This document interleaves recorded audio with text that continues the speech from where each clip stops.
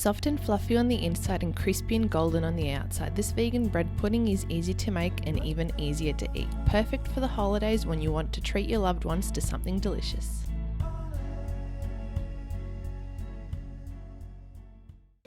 If you want a nostalgic recipe and something that's comforting, you will absolutely love this bread and butter pudding. It's super easy to make and you only need a handful of pantry staples and some stale bread and you're ready to go. Now grab your cup of tea and let's get cooking.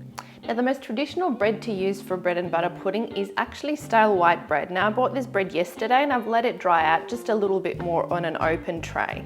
You can use sourdough, you can use a fruit bread, you can use whatever bread you have on hand, just make sure you have about 500 grams of it. Now, I've actually let the bread dry out a little bit more because I want the custard to soak up really well into the bread once it goes into the oven. To get started, preheat your oven to 180 degrees Celsius, which is 350 Fahrenheit. To a small bowl, add 3 tablespoons of raisins and 2 tablespoons of rum. Make sure that the raisins are entirely covered and then set it aside. You can also use bourbon or brandy. Butter all 8 bread slices on one side and cut on a diagonal to create 4 triangles out of each piece of bread. If you decide to use a bread like a sourdough, make sure that you trim off the edges because they tend to be quite hard. Layer the buttered bread slices in a 9 by 9 inch baking dish or something similar so that they are snug in the dish and you fit them all in, then set it aside. Now let's get started on the custard. To a small saucepan on medium heat, add half a cup of sugar, 2 cups of cold soy milk, leaving a couple of tablespoons for later, half a cup of coconut cream or full fat coconut milk, half a teaspoon of ground cinnamon, 1 teaspoon of vanilla extract and a good pinch of freshly grated nutmeg. Add a tablespoon of cornstarch to the milk that we had left over and give it a good stir to dissolve the starch. Pour it into the saucepan and whisk for 2 to 3 minutes, then remove it from the heat. This will help just for the sugar to dissolve. And as I'm making a more traditional bread and butter pudding, that's why I've used nutmeg and cinnamon, but you can add in ginger powder, mixed spice, whatever flavours you like, you can put them in. Even with the raisins, you can switch that up for cranberries or some citrus peel. It goes really well in there as well.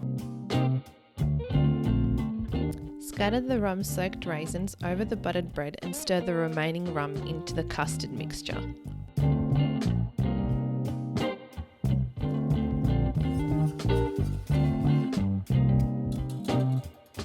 Pour the mixture over the bread, covering every single slice of bread. Do this slowly so that the bread has time to soak it in.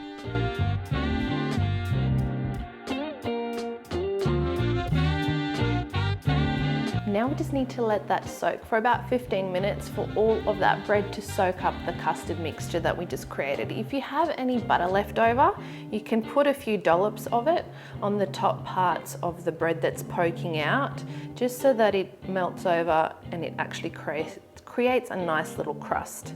Place it in the oven to bake for 45 minutes. It will become soft on the inside and crispy and golden on the top.